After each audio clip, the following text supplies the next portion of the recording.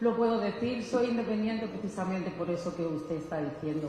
¿Qué cree usted que hay detrás de toda esta prensa que está manipulando, estos medios de comunicación que dirigen a usted un ataque continuo y que incluso hemos visto esta mañana los diarios en España cómo decían que iba a instaurar un partido único y sin embargo todos estos periodistas están siendo testigos de que, como yo, de que aquí hay una democracia completamente limpia, observadores internacionales, centenares de ellos, después un ambiente de fiesta increíble. Yo misma estuve anoche, tengo que decir, andando sola por el San Salvador para corroborar como periodista que es cierto esos datos que matan el relato.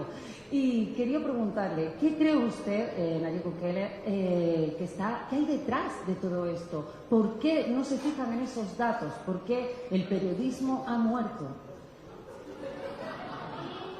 Es bueno, cierto. ya ven. Claro. Es que ellos, es difícil aceptar que te han lavado el cerebro. Y les haya doler cuando tú decís eso. En el fondo saben que es verdad, pero no pueden aceptarlo, porque significaría aceptar que su trabajo es engañar a la gente.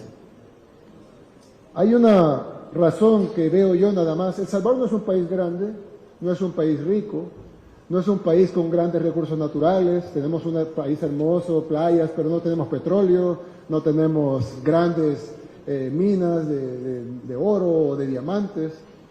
Y entonces, ¿cuál pudiera ser el interés? Pero está claro que hay un ataque orquestado de muchos medios internacionales. Entonces, yo sinceramente creo que el problema de El Salvador es que ellos tenían un plan para todos nuestros países y les ha funcionado perfectamente en Ecuador, le funcionó perfectamente en Colombia, le funcionó perfectamente en muchos países.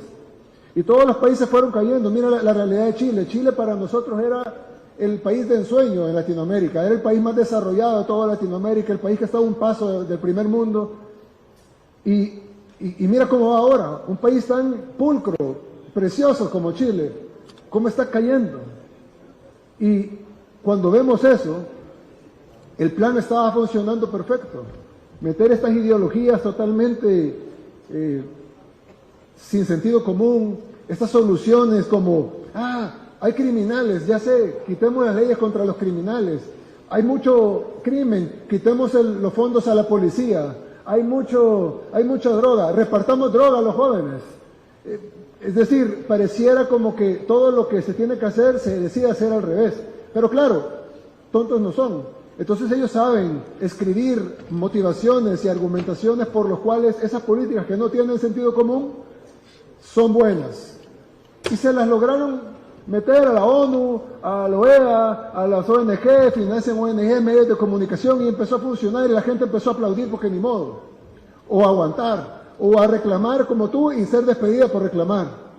Y entonces, de repente, viene el país que nadie daba un centavo por él, el país más pequeño, el más peligroso, el más desahuciado de toda América, y de repente demuestra que se puede, que con las políticas contrarias a las que ellos aplican se puede resolver el tema más grave, el problema más grave que teníamos acá. Y luego, cuando crezcamos económicamente, cuando arreglemos la salud, cuando arreglemos la educación, cuando crezca el turismo, cuando crezca nuestra economía, entonces, ¿cómo le van a decir a sus pueblos? No, sigamos aplicando estas recetas sin sentido común, porque aquel país que nadie daba un peso por él, que aplicó las recetas que nosotros no aplicamos, que nos dijo que estábamos equivocados y tenía la razón, también está equivocado. Entonces el problema de El Salvador no es el país en sí. El problema de El Salvador es el poder del ejemplo. Si un país sin recursos, un país tan pobre, un país tan pequeño, un país tan, no para mí, pero para ellos, tan insignificante, puede demostrarles que las cosas se pueden hacer si hay voluntad y sentido común, y si se rechazan todas estas ideologías que no tienen ningún sentido, entonces se les cae su narrativa, y ellos viven de la narrativa. ¿Cómo pueden soportar esto? Es decir, en el fondo, debe de doler mucho, y deben de trabajar para destruirlo, porque permitir que El Salvador salga adelante es una bofetada a sus ideologías, y es una bofetada a todo lo que ellos tratan de hacerle creer a sus poblaciones, y que sus poblaciones ahorita mismo en España están sufriendo por culpa de la aplicación de esas ideologías.